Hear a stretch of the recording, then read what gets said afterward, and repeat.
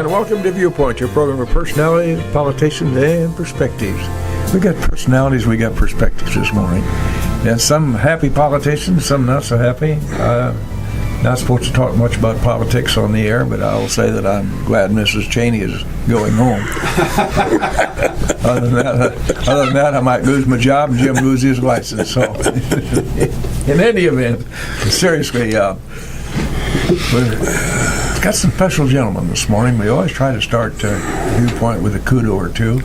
And so, in the process of introducing these gentlemen, I'm going to just offer a kudo on behalf of the benefit of those of us who live at the Christian Village, because they're recipients of some of the great things that these gentlemen do for us. To my right is Master Sergeant Bill Dennis. I'm not going to go into that detail. I just received a promotion.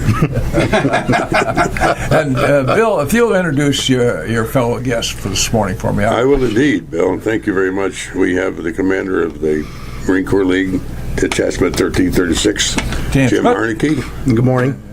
One of our team members with the medical and mobility devices, Bill Stauffer. Morning. And Gene Hickey, who also serves on that group, and is also the new commander of the American Legion. So we've got a lot of heavy people here this morning. Yeah, we do have some big hitters. The reason these gentlemen are with us, ladies and gentlemen, and I want to be serious about this. I have a little fun here at this microphone once in a while, but there are times to be serious. I've been now a member of the Christian Village retirees out there on end of 8th Street. And Mrs. Gossett and I did the decorating in that building, and then all those apartments when they were built in the 70s.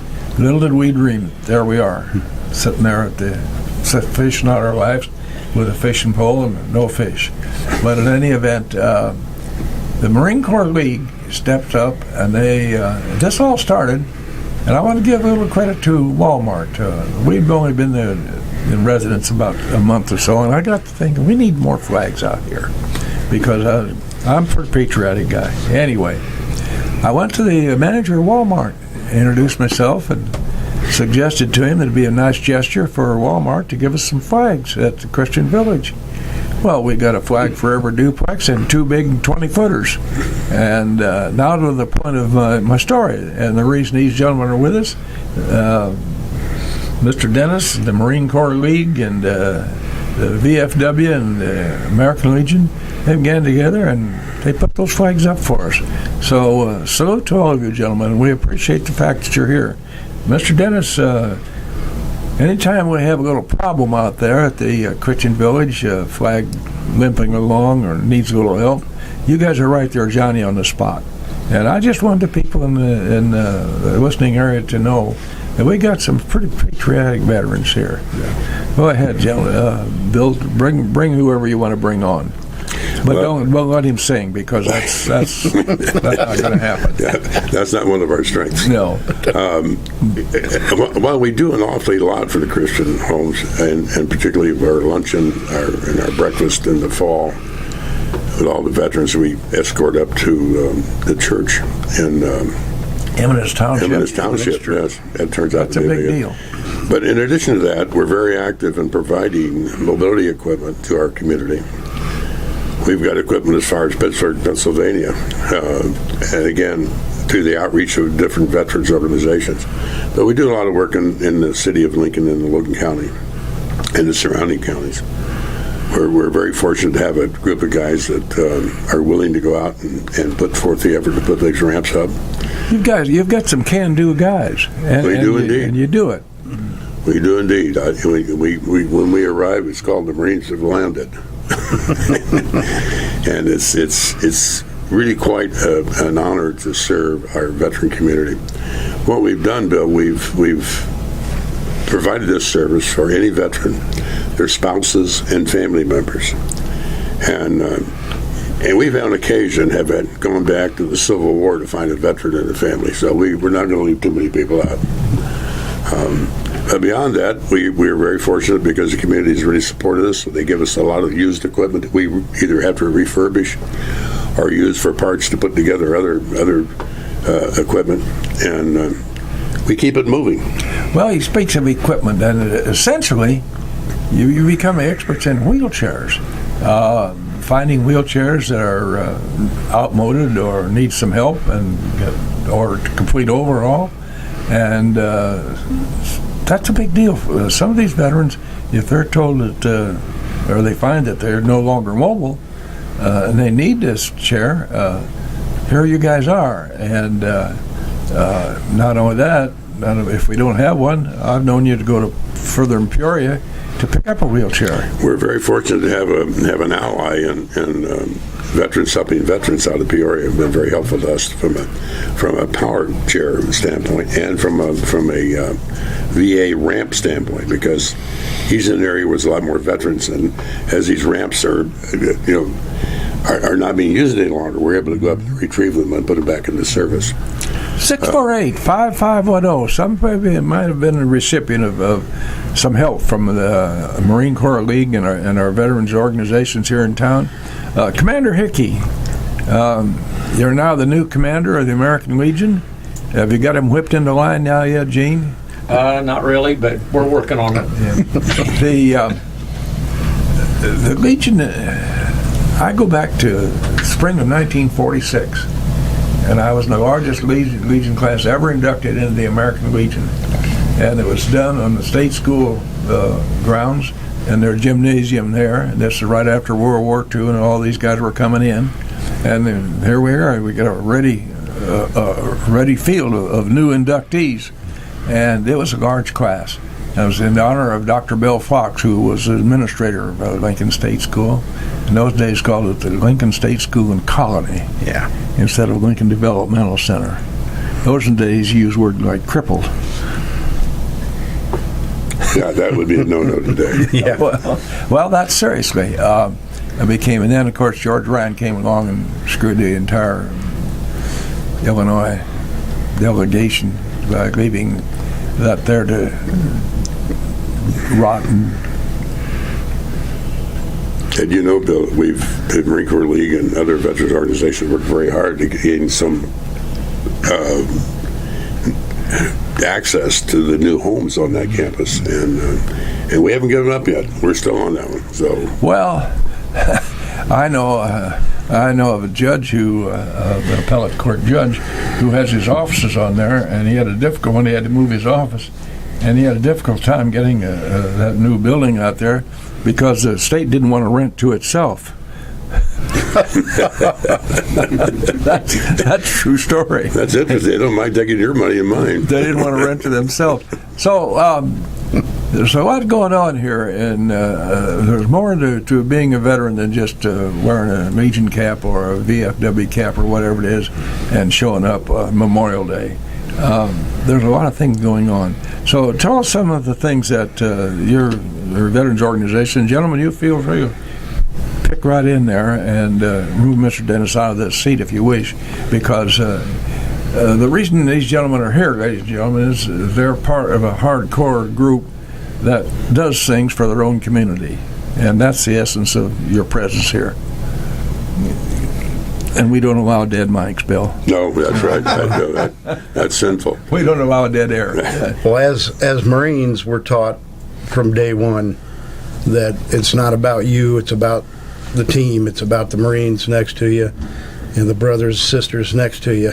You know, you'll ask anybody that's been in the theater, fighting, I'm not here fighting for, mom apple pie back home, fighting for the guy next to me. I'm looking out for him and he's looking out for me. So it's only natural to transition, when we're not active duty Marine, or we're Marines till we die and then we're dead Marines, but it's only natural when you make the transition to civilian life to continue to want to help, fellow Marines, veterans in general. So it's just a natural progression of how we're wired from day one at boot camp, Bill. There's an old saying about Marines, and of course, one thing about the Marines, they're resplendent. When they put on their dress blues, they're resplendent. They really look great. And I have a personal observation of that. Christmas 1943, just before I went overseas, Yeah, you remember, well, that's longer than we are old. Yeah, I'm trying to think about it. I'm telling My a story father about was myself. Oh, we got a call already. Okay, let me get a headset here. They're going to hear. I don't know here. Going to hear it here? Go ahead. Yeah, go ahead, please, caller. Yes, I want to thank Bill and Marine Corps for help. I'm from Mount Pulaski with recent paralysis from COVID, and I'm getting better. I'm not out of the woods, but your help from the Marine Corps League give me a boost that I still have places to go and things to do. Appreciate the fact that you took your time to call in. You know, both of our listeners out there, they get a little hesitant about calling in because they don't want people to know recognize their name. We appreciate the fact that you took this time, sir, and we're happy to let the county know. Well, this listenership goes beyond Logan County. But in any event, in the widespread listenership for WLCN, it's nice to know, hear firsthand from somebody who's received a little help from, in this case, the Marine Corps League directly. So thank you for calling, sir. Yep, thanks again, Bill. Welcome. And it's hard to tell about the old fella. It was Christmas season. I didn't get home, and I was pretty blue about that. So we went to a place in Wilmington, North Carolina. I was stationed at an Air Force base down there then. And there was a couple of ladies came in, and, you know, young and all that business. So we thought we were making some headway with going to introduce ourselves to these girls. And a couple of young, good-looking Marines in their dress blues come in, and they just blew us away. so they say about something, you can always tell a Marine, but you can't tell them much. Yeah, I've heard that. I've heard that. So the Marines get sick and tired of hearing that because, well, from the halls of Montezuma days, you know, it's the esprit de corps is even better than in the Marines than it is in any other part of the service, I think. You know, Bill, actually, you don't need to tell the Marines much. They just get it done. Well, there's a response to that. Mr. Stolzenberg, you're very quiet over there. But Stauffer. Okay, sorry about that, sir. Gosh, I didn't go to the CQ and get the names right. You have been involved in how long now, sir? Oh, I've been in the Marine Corps League. When we start? It's almost 12, 11 years. Yeah, about 11 years. Where did you get your basic, sir? Well, I went to San Diego, California. Mm-hmm. I've got a son out there right now doing the same thing. Is that right? Mm-hmm. Two Marines and family. Well, I'll be 3. I've got an older son that's already been through. He's in the police academy right now. That's something to be real proud of. Oh, yeah. Seriously. Yeah, they're good boys. The basic training for the Marines was just slightly different than from the Air Corps. Yeah, a little bit. Mr. Hickey sitting back there. Just ran away. Yeah, we could sit here all month and tell stories about boot camp. Well, These are all Hollywood Marines. I Yeah. went to Paris Island. well, there's a difference in there. Yeah, they train the women Marines at Paris Island, too. You know, sitting here laughing around at being veteran and so forth. I just finished Tom Brokaw's book on The Greatest Generation. It's a great book. And it's a great read. Yes. And I sit here, and I was going to use a close in his book because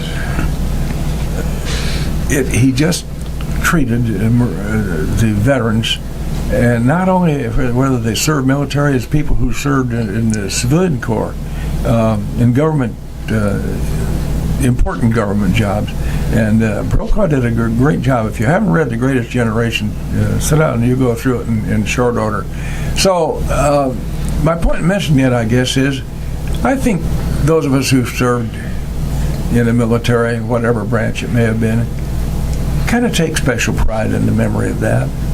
And we kind of consider ourselves, in our own little mind, in our own little fiefdom, we're part of the greatest generation.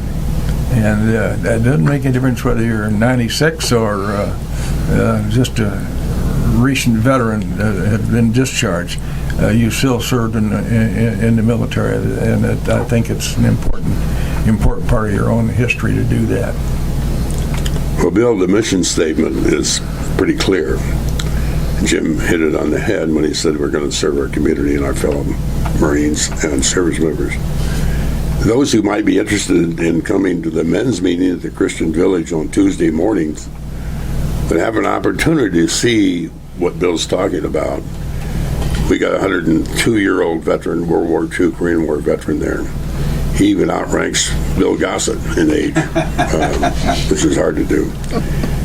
But it's interesting to see right in front of us there on Tuesday mornings all the veterans that have served their country and are still very, very courageous about how the country is going. And it's an interesting thing. So all are invited if you'd like to come. Well, those of us who served, with few exceptions, there are always a few hot dogs out there. That's in any organization.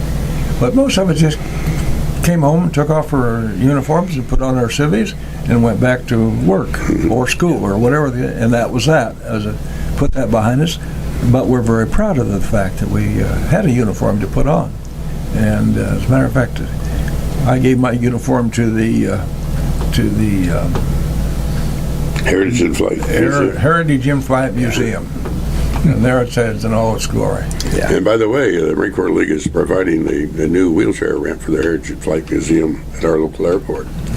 It's currently under construction. It's one thing to get wheelchairs for a guy, but unless you've got some expertise on building ramps, and that takes some expertise, it's more than a hammer and a saw business. You get him this. If he can't get in and out of his house, what good is his wheelchair? Yeah, we learned that very quickly. Yeah. And we've been very fortunate to people who have donated the VA ramps, which the VA will not take back. We've also constructed some out of wood, although wood is becoming almost prohibitive to buy, and it's much more time-consuming to install. I think at this point we've probably got 4 or 5 ramps here in Lincoln, and some scattered out throughout Central Illinois.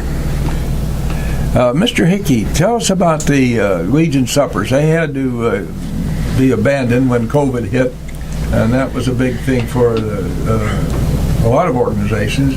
But the Legion was a big money raiser for the Legion. Yes, it was. And are we back? Are we back in service? We're back in service on Friday nights. There's a lot of drive-ins and carry-outs that we do, but we're slowly getting back to where things were. COVID just did so much to impact people's lives. More especially, gentlemen, our kids in school. And we're lucky here. We've got some school administrators who've been on top of things. And District 27 and District 404, they've done a lot to fill the needs for kids, because you try to keep a kid at home and home educate him. So many parents are simply not qualified to do that. No discredit to them. It's just a matter of being able to do it. And our educational system here in Lincoln serves our kids well. And of course, we're starting up again now. Who knows what's going to happen? Let's talk about COVID coming around again. Well, I don't think we'll ever experience it like we did. Hope not. Yeah, really. I think we've learned a lot. The Legion, tell us a little bit about what the Legion does in our community, Commander Hickey. It does quite a bit. We try to help anybody that has problems. If there's somebody that is broke down on the road and they need assistance, they're a veteran, we supply that for them. We have a good banquet room that serves the community very well. Yes, and we have Monday nights. We have from 4:30 to 6:30. We have dine-in with bar food, and it's very, very reasonable. And we have a pretty good crowd there. And Friday nights the same way. We're going back to some of the fish fries and stuff like that. You know, Also, Gene, you might mention the fact that the honor guard is very active Yeah, there. the honor guard is very active. And I think we've done 26, 27 funerals already this year. I thought you had something I want to get to and emphasize a little more, but right now, Mr. Ash has kind of given me the wink that, as a matter of fact, it was an emphatic nod that we need to recognize the folks that sponsor us. So go right ahead, Mr. Ash.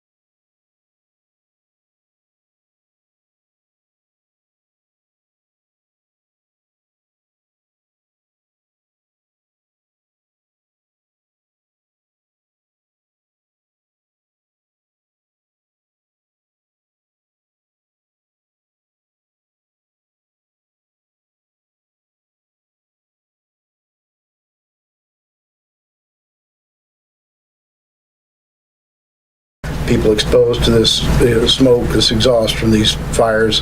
This is a good thing. So if you're out there and you were exposed to this, contact the VA immediately. They're okaying and compensating these people immediately. So Yeah, it's important you get on the list. yes, The other thing I want to mention, Bill, is that Logan County has a very active Veterans Assistance Commission. Oh, we do that. And Ann Benedict's the superintendent, and that, of course, is supported by all the veterans here in Logan County. And very active from the standpoint of the Marine Corps League and the VFW and the American Legion. They're all represented on the board.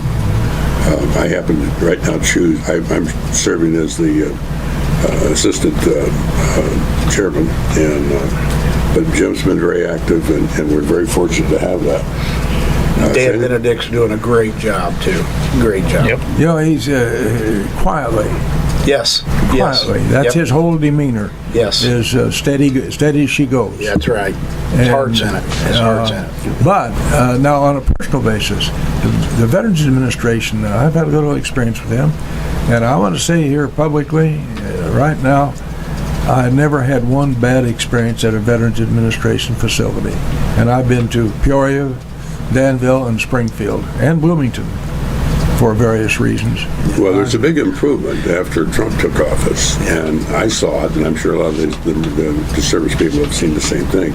And it has continued, and I appreciate that, because there were some holes that need to be filled. Yeah, VA services have improved markedly, and what it took was getting good people in the right positions that could make the right decisions and get rid of the people who'd been in positions that weren't making the right decisions or weren't making any decisions at all. Yeah, just Everybody, when the they're government by the way, desk. yes sir, government way is throw funding at it. So, all these administrations through the last 20 years have touted, well, we've funded the VA, we've given them more fund. Okay, that's fine, but if the same people are in the same positions that aren't making the decisions that need to be made or making any decisions at all, the funding's, that's not going to help. And the VA is funded on numbers. If you're not in the VA system for medical or service-connected care, go sign up. Go get signed up, because the VA is funded on numbers. You know, one of the things that creates a problem for veterans is that terrible fire they had in St. Louis many years back. Yes. And all the veterans' records went up in smoke. Yes, that was actually in Kansas City, I think.